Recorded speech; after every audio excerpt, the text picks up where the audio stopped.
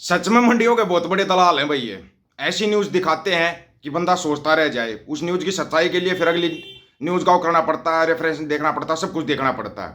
पहले होता क्या था, नेता या आम लोग कोई भी झूठ बोल देता था, मीडिया उस सच को ढूंढ के लेके आती थी। उस सच को ढूंढ के लेके आती थी मीडिया।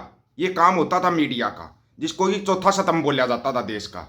लेकिन आजकल मंडियों में दलाल बैठते हैं, बोलियां लगती हैं कौन दलाल कितने में बिकेगा, फिर वो दलाल उसी टाइप पर शुरू हो जाता है। हालांकि इनको थोड़ा सा होया कि भाई नेपाल का सीन देख के थोड़ी सी अचक तो बनी इनके दिल के अंदर। इन्होंने न्यूज दिखाई भाई कनाडा के अंदर खालिस्तानी आतंकियों को गिरफ्तार किया जाएगा, पन्नू के करीबी को गिरफ्तार कर लिया, इंद्रजीत घोषाल को ये करेंगे, अभी पन्नू भी गिरफ्तार होगा। इन्हें पता नहीं क्या क्या कौन कौन सी राम कहानी बना दी। एसएफजे ने बयान जारी कर दिया। बयान जारी करते हैं क्या हवा टाइट होगी। इन्होंने न्यूज दिखाई, ये देखिए कनाडा झुक गया है, व्यापार करने के लिए तैयार हो गया, हर कनाडा सरकार ये करेगी। फिर कनाडा के एनएसए ने बयान दे दिया, बोले हम तो हरदीप सिंह निज्जर के वो सबूत दिखाए थे इनको कि तुम्हारा हाथ है। और हद होती है एक झूठ बोलने की। अभी इन्होंने पन्नू के लिए इतना बड़ा झूठ बोल दिया, गुरपत सिंह पन्नू के लिए। एक पन्नू और है जो यहाँ पे कंदरिया नचा रहा है, वो भी पन्नू ही है। लेकिन एक वो पन्नू है जो अपने हक सच के लिए लड़ रहा है, चाहे कुछ भी हो। इल्जाम तो लगते हैं, इल्जाम लगाती रहती है दुनिया। लेकिन इन्होंने ऐसी न्यूज बनाई कि लोग सोचते रह जाएं। खालिस्तानी आतंकी गुरपत सिंह पन्नू के करीबी इंद्रजीत घोषाल को कनाडा पुलिस ने गिरफ्तार किया। इंद्रजीत जो कनाडा में रहता है, सिख फॉर जस्टिस एसएफजे में महत्वपूर्ण भूमिका निभाता है। हरदीप सिंह निज्जर की मौत के बाद एसएफजे का दारोमदार इंद्रजीत के कंधों पर था। उस पर हिंदू मंदिर पर हमला करने का आरोप है। क्या बोला इन्होंने, ध्यान से, हिंदू मंदिर पर।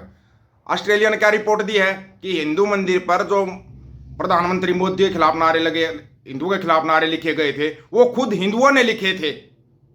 फिर ये तुम किस टाइप के हिंदू हो ये बताओ पहले तो। कौन सा टाइप है तुम्हारा, इसलिए तुम्हारे को भगाया जा रहा है कनाडा से, ऑस्ट्रेलिया से, अमेरिका से। क्या हुआ, डॉन टू साहब ने दे दिया डोज। क्या बोला, सारे साइन करवा लिए। बोला था ना परसों किस लिए गया है, साइन करवा कर बोले हम आपके हैं कौन, चलिए श्रीमान अपना रास्ता नापिए। उसके भी डिटेल बताएंगे आपको। ऐसा लुटवा दिया है चारों तरफ से कि किसी की समझ में नहीं आएगा। इंद्रजीत को पहले भी कनाडा के ओटावा में कई बार हिरासत में लिया जा चुका है। इंद्रजीत पर कई बार बोलने के अधिकार का गलत इस्तेमाल करने का आरोप लगाया है। पिछले साल नवंबर में कनाडा पुलिस ने ग्रेटर टोरंटो क्षेत्र में हिंदू मंदिर तोड़ने के आरोप में 36 वर्षीय इंद्रजीत को पकड़ा था। इस दौरान इंद्रजीत ने मंदिर में पूजा करने पहुंचे हिंदुओं को भी निशाना बनाया था। हालांकि बाद में इंद्रजीत को जमानत पर रिहा कर दिया गया था। आप सोच सकते हो अगर कोई किसी पर हमला करेगा तो उसको साथ के साथ जमानत मिल जाएगी। ऐसा हो सकता है क्योंकि वो खबर ही झूठी निकली थी, मंदिर के आसपास भी नहीं थे। आपको हर एक न्यूज को ध्यान से समझना चाहिए। पुलिस अधिकारियों का कहना है इंद्रजीत कनाडा में खालिस्तानी जनमत संग्रह की जमीन तैयार करने में अहम रोल निभा रहा था। इंद्रजीत को पन्नू का राइट हैंड माना जाता है। बता दें एसएफजे को भारत में बैन किया जा चुका है। बिल्कुल भाई बैन किया हुआ है, इस बात का सबको पता है। ये बोल रहे हैं कि इंद्रजीत वहां पर एसएफजे रेफरेंडम की वोटिंग की जमीन तैयार कर रहा था। वो वोटिंग तो फिर भी होगी नवंबर में, और कनाडा में ही होगी, फिर वो रुकी तो नहीं। अब आते हैं जो गुरपत सिंह पन्नू ने अपना बयान जारी किया, इंद्रजीत घोषाल के ऊपर ही बयान जारी किया है। उस बयान को आपको समझना बहुत ही ज्यादा जरूरी इसलिए है क्योंकि यहीं पर है इनकी पूरी कहानी। जो है ना, जो भी ये फिल्म वगैरह बनाते हैं ना, इनकी फिल्मों की पूरी कहानी यहीं पर पकड़ में आती है। इंद्रजीत घोषाल पर बंदूक से हमला करने के आरोप का मामला वास्तव में कनाडा सरकार के उस कर्तव्य से जुड़ा है जिसमें कनाडा के एक नागरिक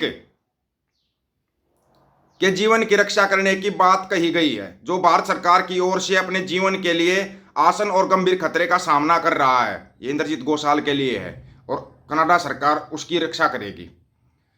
खालिस्तानी समर्थक आंदोलन के समन्वय घोषाल के जीवन को विश्वसनीय और शीघ्र आराम देने का मामला कनाडा की संप्रभुता, संवैधानिक गारंटी और कनाडा के संप्रभु क्षेत्र में लोकतांत्रिक अधिकारों की रक्षा करने की सरकार की इच्छा का प्रत्यक्ष परीक्षण है। आपको पता है निर्दक जो हरदीप सिंह निज्जर था उसके लिए पहले बयान जारी हुए थे, भाई तेरे ऊपर अटैक होने वाला है, वो कर लेना। अभी इंद्रजीत घोषाल के ऊपर अटैक होने वाला था, वो कनाडा पुलिस ने अपनी सुरक्षा में लिया उसको। और ये लोग क्या दिखा रहे हैं, वो गिरफ्तार हो गया, अभी पन्नू को भी गिरफ्तार करेंगे, नहीं कोई जमीन तैयार होगी, नहीं कुछ तैयार हो गया, कर दिया बंडी प्रचार। बड़े कमाल की बात है भाई।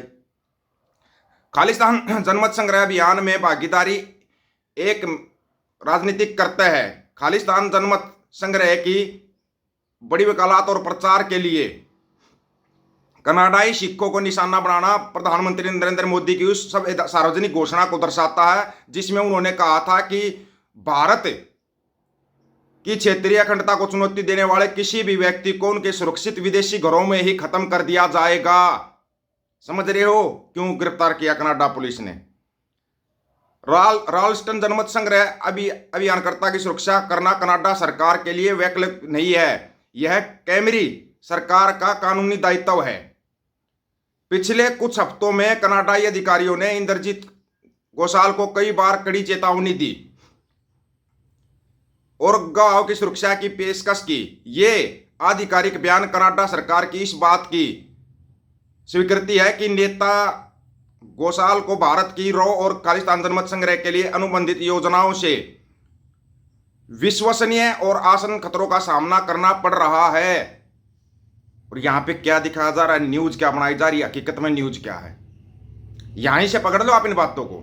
ये अब दिखाएंगे, देखो जी हम कनाडा से व्यापार करेंगे, हम अमेरिका से व्यापार करेंगे, लेकिन ये नहीं बताएंगे कि हमारे को इतने बुरे तरीके से झुका दिया, इतने बुरे तरीके से झुका दिया।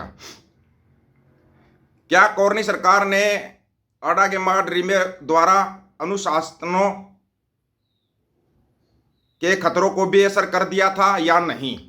जो मतलब वहां पर जो जितने भी सिख हैं उनके ऊपर जो खतरा रहता है, जो इनकी निगरानी की जाती है, जो बोलते हैं ना इनके ऊपर नजर रखी जाती है।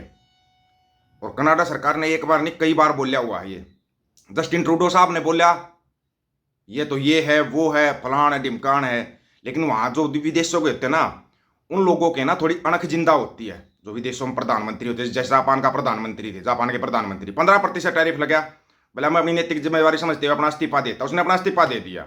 यहां तो 50 लग गया, तब कोई फर्क नहीं पड़ रहा, व्यापार धुआंधार चलेगा, धुआंधार चलेगा व्यापार। अभी देख लो बोला दिवाली पे ये ऑफर वो ऑफर, बस बेच दो बेच दो बेच दो चला हुआ है। और इनके समझ में नहीं आ रही अनपढ़ पटवारी हो गए कि ये झोला छाप डॉक्टर है, कोई MBBS डॉक्टर नहीं है, झोला छाप है। अगले ने पहले ही बताया था कि अपना क्या झोला उठाकर चल देंगे, लेकिन नहीं, लोगों को फिर भी समझ में नहीं आ रहा। कब समझोगे भाई? ये चारों तरफ से जो लंका लग गई है, ये हो गया कनाडा में फलाना गिरफ्तार हो गया, अभी पन्नू भी गिरफ्तार होगा, वो भी गिरफ्तार होगा। अरे भाई वो सुरक्षा के लिए लिया है पुलिस ने, RCMP ने अपने उस मंडर में। भाई सुरक्षा जरूरी है, आप कनाडा के नागरिक हो, वहां पर अपने नागरिकों की सुरक्षा देखी जाती है। अमेरिका अपने नागरिकों की सुरक्षा देख रहा है।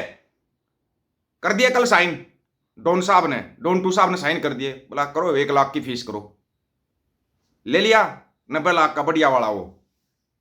और ये जो IT क्षेत्र वाले जाते हैं ना, IT वाले जाते जवान नौकरी करने के लिए जाते हैं, बोला ये तो नकली डिग्री वाले आ रहे हैं सारे के सारे, असली जो टैलेंट है ना वो चाहिए हमारे को। असली टैलेंट वहां तक पहुंच ही नहीं पाता। असली टैलेंट तो पहली बात तो पढ़ ही नहीं पाता, इंडिया के अंदर तो पढ़ ही नहीं पाता, तो असली टैलेंट पहुंचेगा कहां से? सारे फर्जी डिग्रियों के डॉक्टर मिलते हैं, वकील फर्जी मिलते हैं, मतलब कि कोर्ट ही फर्जी मिल जाता, पुलिस स्टेशन फर्जी मिल जाता, टोल गेट फर्जी मिल जाते हैं। यहाँ तो सब कुछ फर्जी चला हुआ भाई, पता नहीं किसी के पास डिग्रियां ही नहीं है। अनपढ़ पटवारी बस्ता भारी हमारे ऊपर बोझ हो रहा है। आप लोगों को क्या राय, इसके बारे में अपनी राय रखना, आपकी राय का इंतजार रहेगा। सभी साथियों को राम राम, नमस्कार, आदाब, सत श्री अकाल। वीडियो को ज्यादा से ज्यादा शेयर, चैनल को सब्सक्राइब, बेल आइकन को दबाना दोस्तों। ऑफिशियल दीपक फौजी यूट्यूब चैनल, बात हक और सच की करेंगे, हक सच की बात हम करेंगे। वीडियो को शेयर करने की जिम्मेवारी आप लोगों की है। गज के आखो वाहिगुरु जी का खालसा, वाहिगुरु जी की फतेह।